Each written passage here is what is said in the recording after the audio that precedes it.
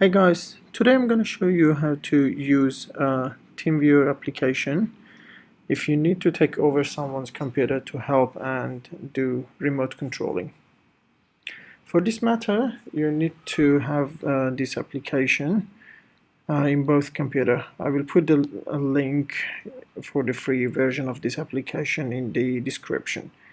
I do have this application already on my computer, so I'm just going to go ahead and jump to my Windows machine and simply putting this username and password.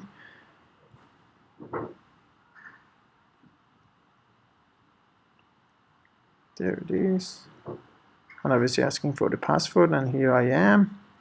Now I can take over and help another computer. No matter what sort of operating system you have, you can change the setting or whatever it is.